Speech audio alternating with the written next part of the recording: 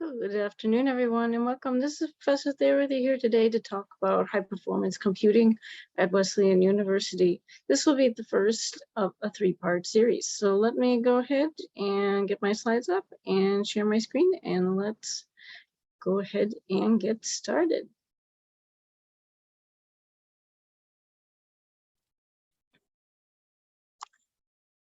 So in today's lecture review, we'll have a first look at high-performance computing and working in the Unix environment. This is sponsored by the College of Integrative Sciences here at Wesleyan University.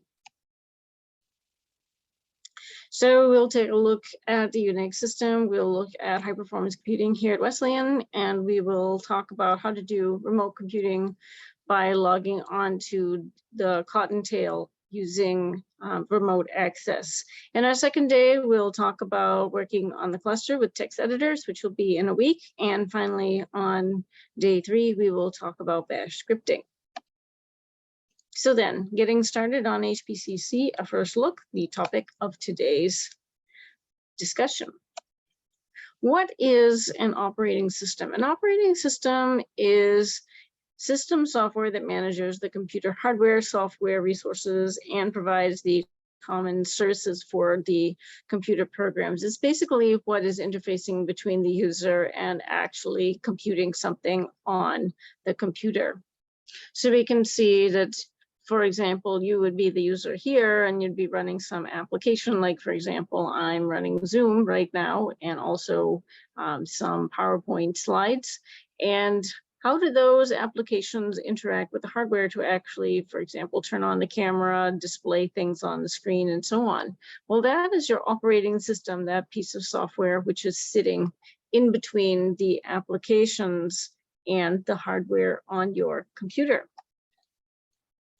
There are a number of operating systems which you are likely already familiar with. You may be familiar working with Windows or Mac machines, maybe even both. You may have Android on your cell phone.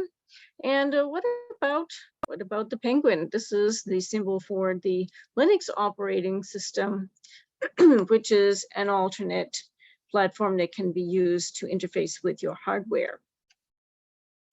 Unix is a family of multitasking, multi-user computer operating systems. They derive from the original one, which was developed at Bell Labs in the 1970s. Ken Thompson, Dennis Ritchie were the key figures involved in developing that. AT&T licensed Unix to outside parties in the 1970s, and that led to a variety of academic and commercial Unix variants from the vendors, which has led to a whole family of Unix operating systems currently available.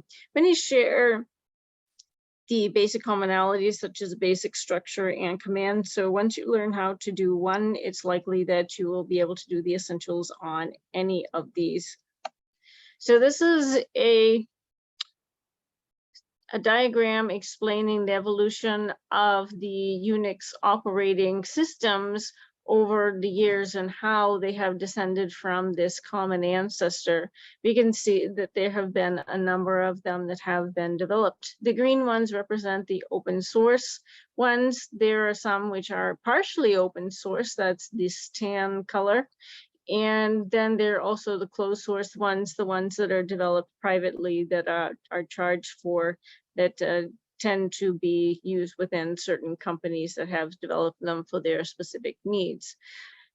So today we are down here. Our high performance computing system is going to be running a version of Linux, which has descended in this line right here from the Linux line.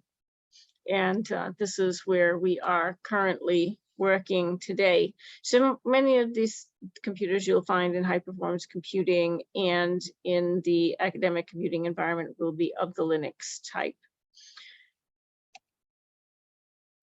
Linux, in fact, dominates high performance computing these days. This is showing a number of the flavors that would be possible. Also, we have the Mac operating system, Windows operating system being represented here. But as you can see, as of 2020, maybe a little bit sooner than that, the computing world has basically been absolutely dominated by the Linux operating system. This is the free version, of course, of Unix, which had been the dominating one before this came into play. So why would Linux be so popular for high-performance computing? It does support multi-user interface, so you can have multiple users working on a Linux machine simultaneously.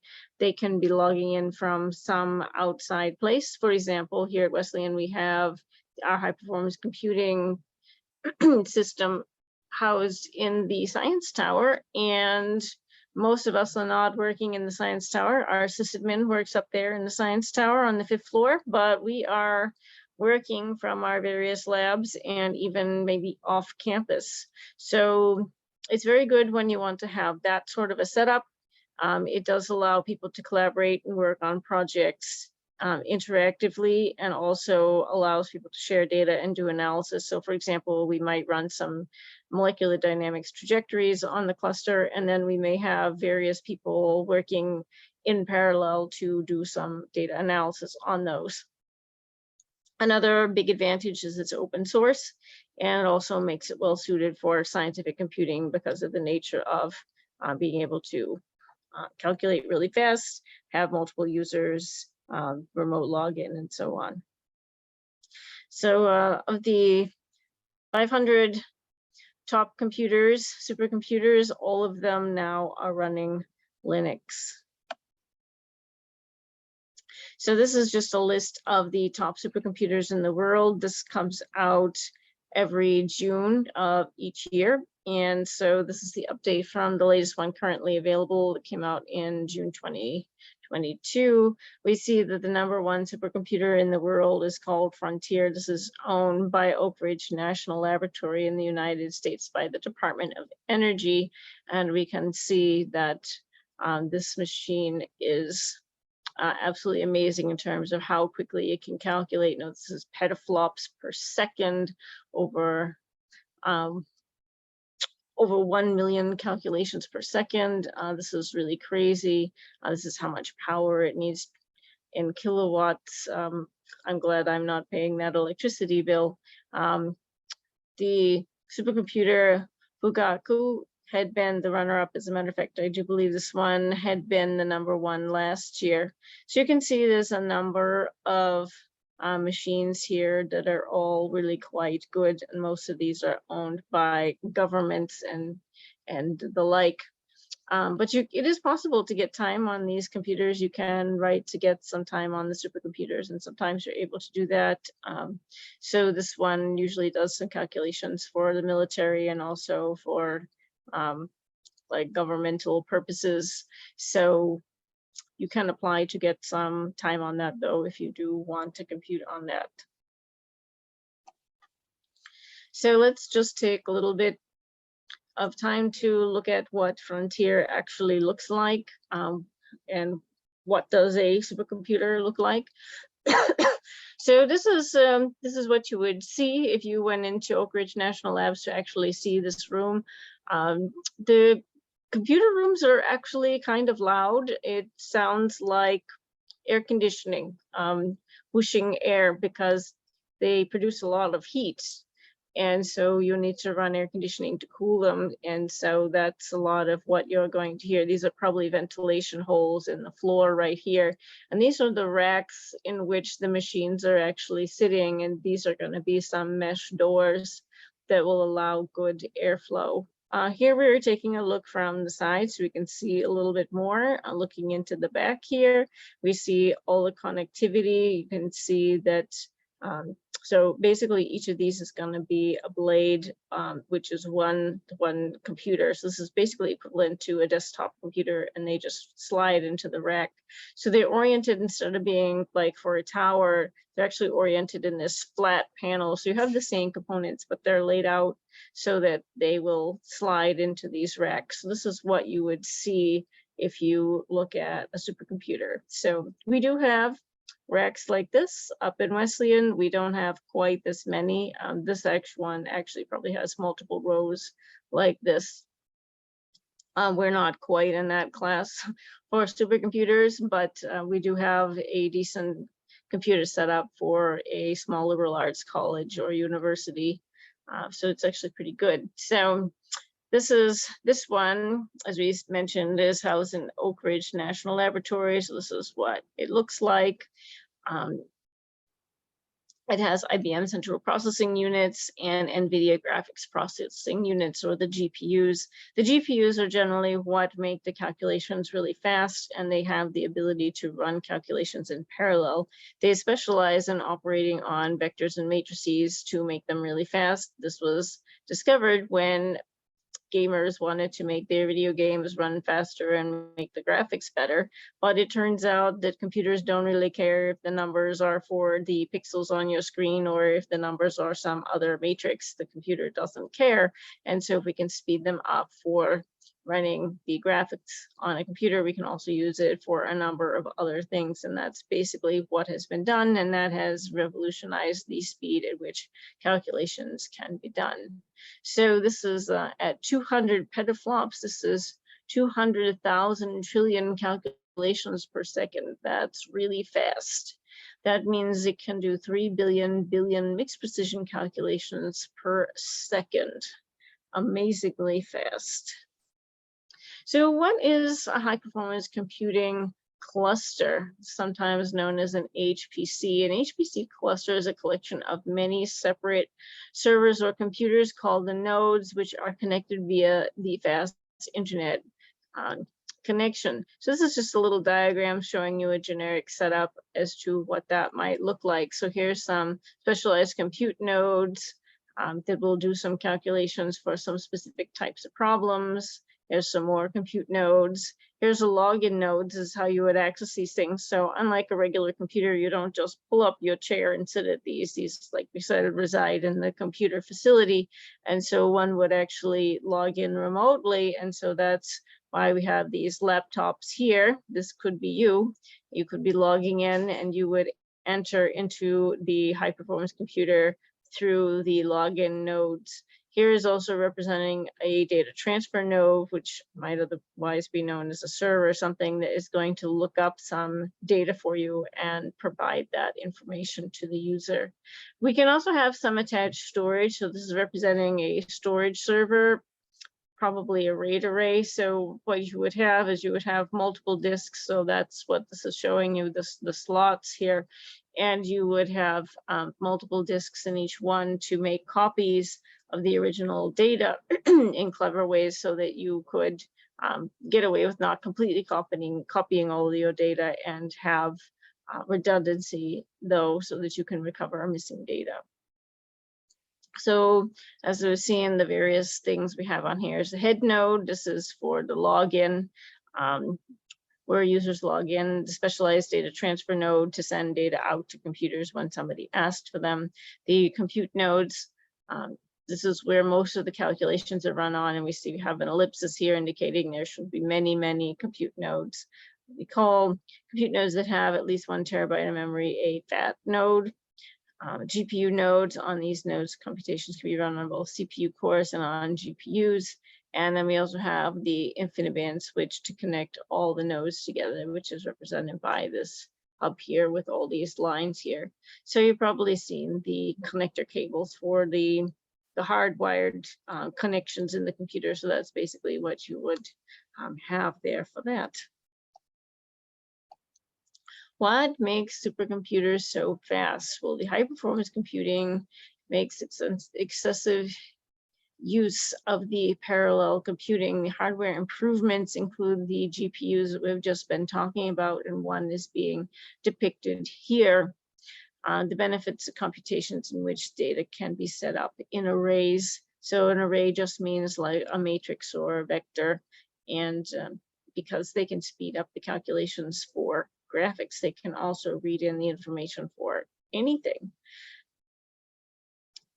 It features systematic block copying of data in and out of the RAM, which is going to then avoid the excessive rewriting and overwriting of data. So what you're going to do is have a very orderly procession of the data in and out in such a way that you skip the slow step. The slow step is reading and writing the data, well, really overwriting the data onto the RAM. So a computer processing unit, be it a GPU or a CPU, cannot read the data off of the normal computer disk. So you do like file save as, you're going to save it to a computer disk, which is separate from the RAM, or the random access memory, which is going to be used exclusively by the GPUs and CPUs. So what you need to do is you need to copy the information from the regular disk into those special disks that are then readable by the actual computing part of the computer. And so when this is being done, this is the slow part, and where we can really speed that up is if we systematize how the data is going to be written in and when it will be moved out. And that's basically the secret to how GPUs can calculate faster. We also have multi-threading, and that's the parallelizing of the code itself to have multiple parts of a calculation completing at the same time, otherwise known as MPI. This is like if you have a homework assignment and you and your friends solve one problem, and then you pool all your solutions together. Presumably, you'd be able to complete the assignment faster than if each of you solved each problem individually. So that's the idea of parallel computing, calculating pieces up separately and simultaneously in order to speed up the total calculation time. So let's take a look at HPCC at Wesleyan. We'll have a look at our cluster and have an introduction to the computing environment specifically at Wesleyan. So this was our cluster on the move-in day, which was in 2009. There were a number of groups that got together and put some money together for a grant proposal to get our cluster. That, of course, was a little bit of time ago. You can see we have a number of Dell blades. So each of these blocks is one of those skinny computers that I was talking about, sometimes also referred to as a blade. So each of these is basically like a computer, and these ones are a little bit bigger. Here we can get a close-up view of how the connectivity wires are being attached here. Some more views of what it looks like from the back. We can see the rails of the rack right here, and we see that this is just the door being opened, and these are probably the little clips that help to hold that all in. This is another view where you can see all the wires being connected together. So this is where you would get your InfiniBand connectivity from. These are plugged in just like they would be plugged into the internet, but they can be interconnected inside the module itself. Here is what it looks like when the door is closed. So you see that you have the racks on the inside. So you can just close the door and lock it for security purposes. Actually, you could see the door right here as well. So that's what it looks like. On the startup of the Wesleyan HPC, this was back in 2006 even, by 4 Wesleyan faculty, which actually was part of our lab. The NSF grant was written. There was $190,000, which gave us 2 racks full of Dell PE1 1950s, for a total of 256 physical CPU cores on the InfiniBand. Back in those days, running on GPUs was not a common thing.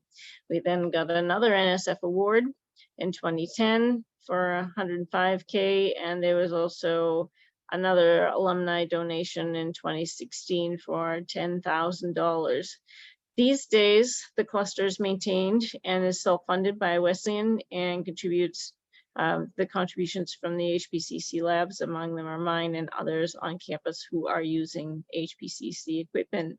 So basically, we all chip in a little bit every year for using the cluster, and then that money is used to maintain the cluster and also to purchase new equipment as it is needed. The HPCC is part of the SCIC, or Scientific Computing and Informatics Center. Location is on the 5th floor of Exley and is administered by our wonderful sysadmin, Hank Midge. You can also find a number of additional resources here on the wiki maintained by Hank. He puts up all of the information, and you can go to this page and you can then search by topic to find out information on the system. So now we're going to just talk through the setup of the HPCC. at Wesleyan University and talk about each of the parts in turn. So again, this is just a sort of a basic schematic of what this HPCC might look like. And so now we're going to talk about the head node. This is used for logging in. It schedules the jobs on the compute nodes. It processes the commands entered through the terminal window. So when you log in from your client machine, like your laptop, and you type something like ls or cd to print your files or whatever, well, what's going to execute that? Well, the head node is executing that. So right now, Cottontail 2 Wesleyan.edu is the main point of contact with the cluster. There are, in fact, actually a number of HPC login nodes. Many of these used to be the main login nodes and have now been deprecated because they're a little bit out of date. So we used to have Cottontail pretty recently. So if you've been here a while, you may know about Cottontail. Cottontail 2 is our primary server login. Because we have Swallowtail and Pedaltail, which are our older servers. There is the Xenos monitoring and alerting server called HPC Mon, whose job it is to look for problems that are maybe happening, like filling up of disks or any other things that may require some alerts. And we have a secondary login server called Greentail 5.2. You also have the compute nodes. Now, of course, there's only just a couple shown here, but we have many, many compute nodes. These are the compute nodes that are actually going to do the majority of the calculations or work on the cluster. These are sometimes called the jobs. So you would submit a job to the queue, means it's going to go and calculate, and it would calculate on these compute nodes. How do the jobs get to the compute nodes? Well, that's done through the scheduler. The scheduler keeps track of which nodes are available to run a job, and when a compute node matches your needed resources, so memory, CPU, GPU, the job will get executed. Shortly, we'll talk about how we can allocate the resources that are needed. So we'll learn how to make some scripts in an upcoming discussion in this series to talk about how one tells the computer what it needs to check out the compute nodes to see if that's going to be appropriate. Not all nodes are going to have the same resources, and that's definitely very true for our HPC. The reason is that they've been added at different times.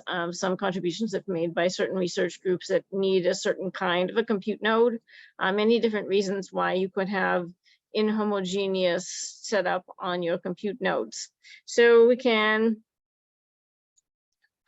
send the job off to the appropriate node. Now, it will likely be the case that your lab will tend to use certain compute nodes instead of others. So, for example, my lab tends to use a small subset of the nodes that's available on there for running certain kind of calculations like simulations, but some data analysis can be run much more generically on any node. So it's important that you get a sense for where the calculations are going to need to be run. And as we go through and talk about what resources are available, hopefully it will become increasingly apparent as to which one would be appropriate for running your job. The requests for the compute node are made by submitting your bash script, which has the details needed to run the computer resources and the job to run. So this is to give you a sense of what Wesleyan's HPC compute nodes are going to be. And you can see that we have quite a few here. These are listed on the DocuWiki off of Hank's wiki page. So we see that we're going to have a number of different descriptions. We have them in different groups. And so we can see also which chips are available here. Some of them have GPUs and CPUs. Some of them are just only CPU only. So you can go through and check out each of these individually if you are interested in these sorts of things, but it gives you a sense of the difference in what's available for the different systems. So for example, this one right here, 14 nodes with dual 10-core chip is going to be only 32 gigabytes in memory, whereas these are going to have 256, right? It's all different specifications on the different nodes. So it may be a little bit more interpretable for the practical purposes. Mainly, we don't really keep track of what the name of the nodes are, because they're going to be named in a pretty generic way anyway. So that's also noted as the hosts. So these are standing for example, nodes 1 to 32. So the queue is going to be the thing that you submit your job to. So a queue is like, something to stand in line at. And so the queue is going to feed your jobs to the various resources. So each of these queues is pretty much associated with one collection of homogeneous hosts. And so what you'll need to know then is which queue do you want to submit to, which will then send your jobs to the appropriate location. So for example, Amber 128 has only one node in it, which is specialized for running Amber simulations. And so this is known as the Amber 128 queue, which is one of the ones that we use. This is on node 78. But there's also other nodes as well. This is the Milky Way 128. This is DXX, for Exact Corporation 96. This one has 12 nodes. Notice that the amount of memory is different than some of these other ones. And we also have a difference in the number of job slots that can be in the queue. Again, these are the host names, and this is annotation telling you whether there's CPUs and or GPUs available on that particular queue, which will feed into the host that may or may not have these resources.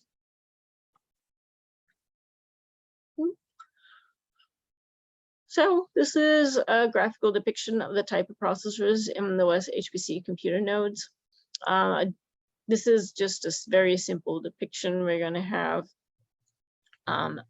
this little dot to represent an actual chip. So this is a picture of an actual chip, and this is just my little cartoonified annotation of what that looks like. Here we have a depiction of a Tesla NVIDIA GPU card. And I've also made this little annotation like this so that we can see what that is. So if you have a dual 8-core, for example, we have 2 for dual, 8 cores. So this has 8 of these processors in it. So that gives us a total of 16 cores. Here's a quad core. That one's going to have just 4. And we could also have a dual quad core. And you see that that would give us a total of 8 cores. This is a depiction of the Wesleyan HPC cluster using these annotations. Now, this probably is not complete for today's computer system, but this gives you a pretty good sense of how this is going to be set up. So this is the MW GPU, or the microwave queue. This hooks up to these machines here. We've got a dual 8 cores and 4 NVIDIA GPUs with 256 gigabytes of memory each. So this gives you a depiction of what is actually in the box. Some of the other nodes are a little bit more archaic. So we have our Blue Sky, which is a little bit older. We see that these each have only just 1 per chip. We also have the dual 10 core. We have the dual, this one is going to be the multiple of 4s, the quad cores. This is the multiples of the 8 cores. So there is some difference in the hardware that we have available. So that may bring you to the question as to which queue should I use? So it kind of depends on what it is you want to run. And like I said, you probably get in a habit of using some specific queues for the kinds of jobs that you customarily run. So HP12 is going to be the default queue. This is for processing lots of small to medium memory footprint jobs. It's not going to work for things that you need GPUs for, but for just general purpose running calculations and that sort of thing, for analysis or whatever. And this is very convenient. MW GPU for the Milky Way GPU has software that's going to run Amber, LAMP simulations, NAMD, GOMAX, MATLAB, and Mathematica. So a lot of the heavy programs that are going to be doing simulations and molecular visualization, data visualization, and serious number crunching. You want to be sure you reserve one or more job slots for each GPU used on EXX96, and be sure to use the correct wrapper script setup to run MPI run for the various situations you may be in. We have MW256FD. This is for jobs requiring large memory access or requiring lots of job threads or job slots. Gaussian and Autodoc are notorious for this. You can run those on that particular queue, requiring large scratch space. This is a RAID 0 file system of 5 terabytes.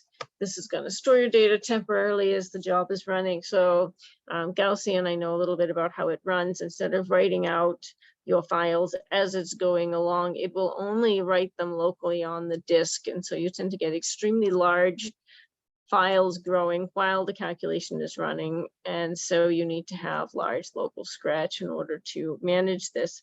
And then it will, so that's going to be your memory on the calculation node. But since you don't generally interact with the calculation nodes or the back nodes, you interact with the file servers or with the head node. What happens is you need to copy your data over. But since this is so large in terms of the files that it will produce as it's calculating, then it means we need very large local scratch. So we call it local because it's on the machine that's running the calculation. That's what makes it local. And scratch means a place where things get written and they can readily get overwritten. So you can't go and store your data there, but it's fine to use it while you're actually doing the calculation itself. And so that's what this means here. Tiny mem is for small serial jobs with small memory requirements. Nodes have a SATA DOM for 16 gigabyte USB device on the motherboard for operating system. You should not use the local scratch. MW128. This is for Gaussian jobs. Amber 128. This was donated hardware. This is for Amber 16 jobs. You can also run your tests on Swallowtail, Petaltail, Cottontail 2, or Node 29 or 33.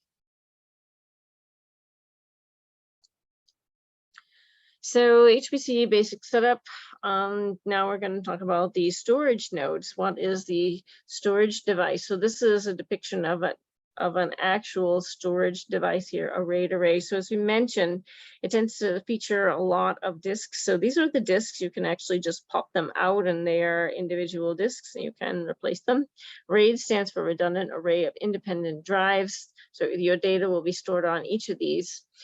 Storing large amounts of data is what they specialize in. So there would be some level of redundancy or extra copies to allow for data recovery in case one of the disks fails, which does happen sometimes. So one thing you could do is you could copy all of your data onto every single disk, but then the number of copies you have would just be equal to the number of disks that you have. So you haven't really saved very much. So what we could do instead is we could make an intelligent way of adding up the data points. So imagine that there are data locations. Think of like an array of data points. And let's say that you have, all right, let's do these disks here. We have data 1, data 2, and data 3 on each of these disks. And so what you could do is you could line up the 0th data point and you could sum all of those up and you could store the sum on the 4th disk. So that means you sacrifice the 4th disk so that it's not going to have data from experiments, but is going to perhaps maintain the sum of the data from these. So do you see that if one of these disks fails, then you could recover the missing data piece by looking at your total sum, and you could then deduce by subtracting the good data what the missing one used to be. And so that's the idea about the redundant array of independent drives. You can set it up with certain different levels of redundancy. So if 2 disks fail, you see that now you have a problem because you do not know how to sum those, like multiple different combinations could sum up to the same number. So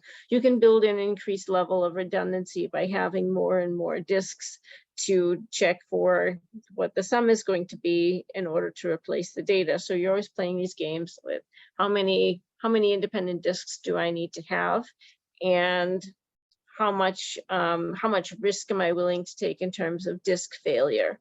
So that's sort of the game one plays with RAID arrays, but they basically are known for having the ability to heal the data if something breaks, because it would have that redundancy built in. So we have some login and storage nodes available on the HPC here at Wesleyan. So your Sharptail and Sharptail 2 are available. The storage servers are mainly the RStores, the RStore 4 and 5. We also have the RStore 6 and 7. So those are some places you may have some additional storage on here. There's also the MineStore, also known as MStore 0. That is another data storage facility on the cluster. Now, there also are some other additional ones as well, but they tend to be the private ones that have been purchased for the different labs. So you may have access to another storage location, or you may be just using these. So this is to help us get a sense of the different sizes, like what do all these size terms mean? So this is the back of the envelope guide to what that looks like. So we have everything from a megabyte all the way down to a yottabyte. How big are these really? So 1 byte is equals to 2 to the 3rd bits, which is equal to 8 bits. The byte is the smallest amount of addressable memory because it encodes 1 character. So oftentimes we're looking in terms of bytes.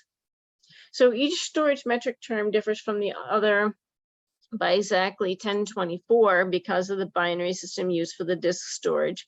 But a common thing to do is to estimate 1024 to be 1,000, because then we can use the decimal system and simply just move the decimal place for ease of calculation. So it's not exactly correct, but it'll give you an order of magnitude estimation under most situations. So we could use that as convenience, as is being illustrated here in this chart. So here's some relative order of magnitude sizes of some familiar things. So here we have some plain text file. So we've said that a byte is the smallest unit to store data. So if we have 3 letters, CAT, that means we need 3 bytes. This is a verbatim 3.5-inch diskette at 1.44 megabytes. These are pretty old and you may not have even seen them, but these were the original hard disks that one used to use. So these were in common use around about 2000 to 2004 or so. Maybe actually a little bit earlier. Yeah, I was using these disks in the late 90s. You may also be familiar with the typical flash drive or USB thumb drive, you might call them. Many of these come in the 32 gigabyte size. And so you can get these to be about in the order of gigabytes. There also are now some larger ones, so we can be moving up to a 1 terabyte USB 3.0 flash drives for $85.99. You can buy 1 terabyte of information. You can have a solid disk drive on your MacBook Pro, for example, 4 terabytes stored on your MacBook Pro. This is a typical specification of a student laptop. And so we can see that this now is coming in the terabyte range, which is interesting because it shows you can have a thumb drive and a drive on your computer that have similar capacities. Now, this is a hard SSD storage, so that's a solid state drive. That's what SSD stands for. And that's going to be much faster data retrieval than this flash drive is going to be, but they are comparable in terms of how much data they can hold. So then moving on to some of these, you could have an 8 terabyte Seagate external desktop hard disk. There's a couple of them actually. There's a few laying around in my lab here. You may be able to see there's a computer behind me. That one, or actually, the other one sitting over on the other side has an 8 terabyte USB drive. Seagate external hard disk drive that costs you around $150 on sale. You can find them for maybe $120. Sharptail This is one of our home disks on HPCC, has a 10 terabytes HPC store. This is our new 2020 server for Wes. This has got 109 terabytes and temporary scratch, 1.2 petabytes. This is what you would have on a supercomputer. So we can see that supercomputers are still an order of magnitude bigger than what we have. And that's just scratch, that temporary disk space. You can only imagine what the actual drive storage size might look like on a system like that. So that's going to be in the order of something at Oak Ridge Labs. So let's talk about the client node. That's you, where you're sitting at and how you're accessing HPC. In the HPC environment, users typically connect from some remote host or client machines. You can log on to the cluster, to the head node from your laptop computer, desktop machines. You can even log in from your phone these days. You would need to have an SSH client, and that would connect to HPC to be able to do your work.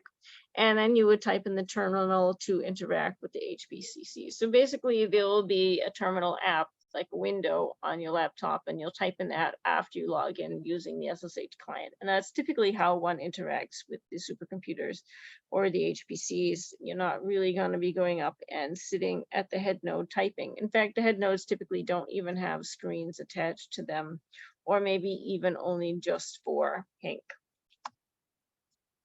So that brings us to the remote computing and logging into Cottontail. How is it that you can actually access the HPC? So remote computing and virtual private networks, or VPNs, is the place to start. The VPN is a remote access technology.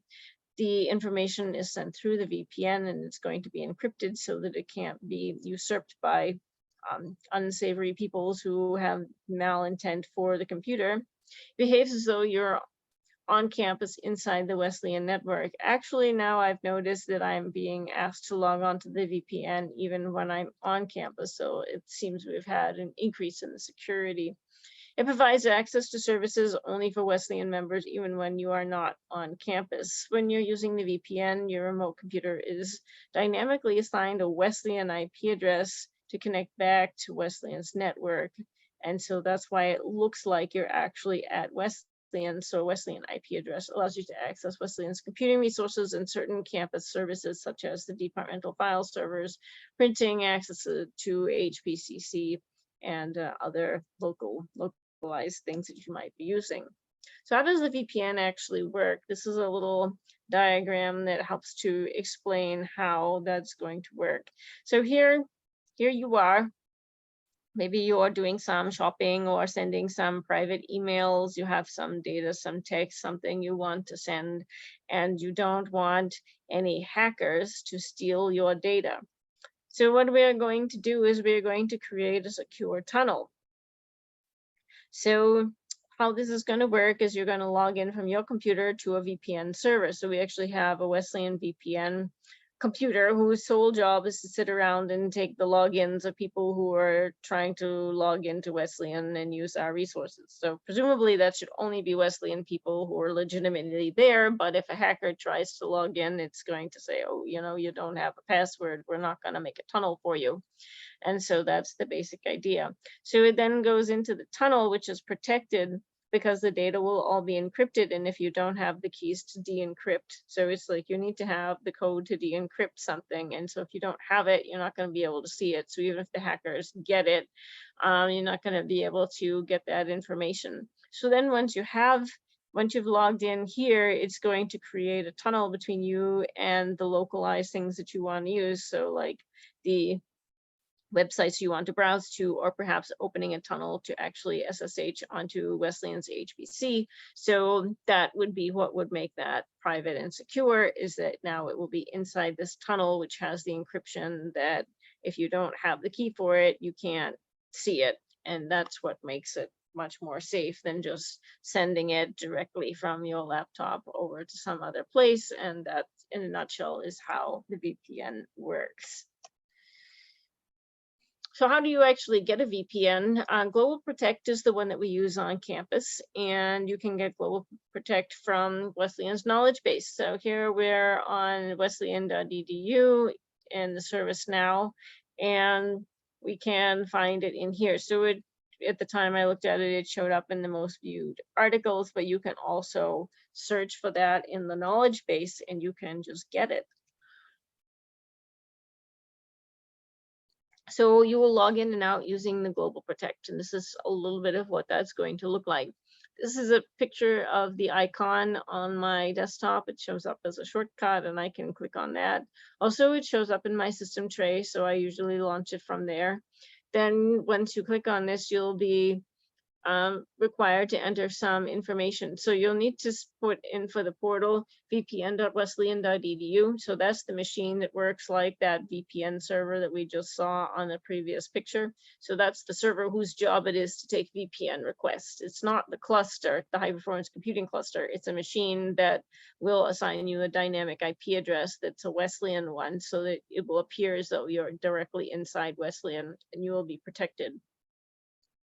And then you would need to enter your username and password. So this is Kate, there is my username, and then I would type my Wesleyan password in, click connect.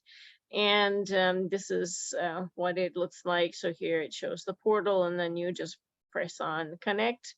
Right now we can see that it's in the disconnected state. But if you click connect, it will be connected. So you can check if you're logged in by looking in your system tray. So here in the, okay, so first of all, your system tray may hide all of your icons and you need to click this little arrow to expand your view. So it could be hidden, but if you click on this, you should be able to see it. So here I have expanded it out. We see by cloud, and I was working on a laptop. This is my touch pen. This is my language. This is my VPN service working, turning on and off my volume and my battery. So here we see the VPN client's little icon here, and it's in color. So we see that I am connected, whereas down here, it's all grayed out. And so it means that we're not connected. So if I wanted to use it, I would need to click on this and initiate the login process. So then we wanted to talk about how does an SSH client work. Okay, so that's the VPN client, the virtual private network. And now we need to have an SSH client to actually talk to the server itself. So first we open the VPN client to create a tunnel, and now we need a piece of software to actually go through the tunnel and talk to the computer. So here's the SSH client. It's just it's a program sitting on your computer, and here is Wesleyan's HPC, the SSH server. And so what we're going to do is the client, you are going to initiate the connection by contacting the server. You'll type SSH and your username and so on. This will then send over a public key. Then there'll be a negotiation parameters and open secure channel opened inside of that secure tunnel.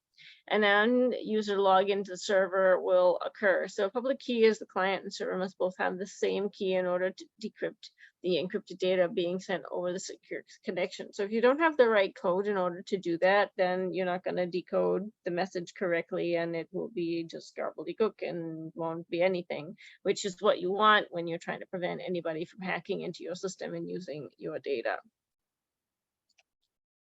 So how do you get an SSH client? If you're a Mac user, you're in luck. You can use the native terminal app. You do not need to install anything. And the same is true if you happen to be running Linux. This is showing for Ubuntu, but this should be true for any Unix flavor. If you're a Unix user, you just connect from your computer using the built-in terminal app, just like you do for a Mac. Follow the commands for the terminal for Mac users. The Ubuntu desktop is what's being shown here. But if you're a Windows user, you're going to need to download and install an SSH client. This is SSH Secure Shell Client, or PuTTY. So we have some handouts available for you that will provide you with that information to do it step by step. Or if you're confident in your abilities, you may just do a Google search for these and download and install these. This is showing my desktop, and here we have an SSH client on here, so we can see what it looks like. It's basically looks like a terminal. So I logged in and this window comes up, and here I'm just like typing some commands and stuff and doing some work on my computer. SSH over to the HPC. So here's SSH terminal, the PuTTY. This is where you can go and get this. You can just Google to this page, and you can then go to the PuTTY page, and you can get it. Then this is how you're going to use your PuTTY. So again, you need to make sure you've done your VPN first, or else this isn't going to work. Then you can use this to log in. So here you're going to put your head node. So the choices would be Cottontail, Cottontail 2, or Greentail 5.2. All of these .wesleyan.edu. You would type this in the host name. You can also use the IP address if you happen to know what it is. So if you are logging on to, say, for example, a certain computer in your lab whose IP address you know, you could do it like this. But generally, for getting onto the HPC, you're going to use these examples right here. And you don't need to save anything else. Actually, I recommend you don't save any of the login info. And then you just click on open, and this window will come up. And it's going to prompt you for your username. So it says login as, like who you're going to be when you log in. So I put Kate there, and then I'm prompted for my password. So these would be the passwords that are set up on the actual computer system. So when you request an account from our sysadmin Hank, he would provide you with a username and some temporary password, which then you should update. But that's the password you use here, which is not necessarily and ideally would not be the same as your Wesleyan password. This shows logging in from a local terminal. So this is what you could do. So when you log in, so this is me at Swallowtail. So I'm on a Linux machine, and I'm typing SSH Kate there at cottontail.wesleyan.edu. So I'm actually SSHing between nodes on the cluster itself. And so then you're gonna, the first time you do this, get a notice about this whether or not you really trust this server. And so this is about, are you sure you really want to connect to this? So yes, I do, because they're Wesleyan ones. So I type yes. And then that gets added to your registry. So it means that the next time you try to SSH from the same machine using the same paths, that you will not keep getting prompted for that, which is quite convenient. So the second time I do this, and henceforth, I would simply just type SSH username at the server I want to go to, and then I would just directly be prompted to enter the password. But each time you try to log to a new server, you'll have to deal with saying yes to that you trust the system. All right, so that brings us to the summary. Again, this is the first part of the 3-day series. We have had a first look at HPCC, in particular Wesleyan's high-performance computing system. Next, we'll work on the cluster using the text editors, and finally, we'll round it out with bash scripting and working with the queue. So we have seen an intro to UNIX. We've seen HPCC specifically at Wesleyan, and we have also talked about remote computing and how you would log on. So I hope you have found today's video to be helpful. So we hope you like and subscribe, and join us next time for the second day and the third day of our workshop. Thanks so much, and we hope to see you next time.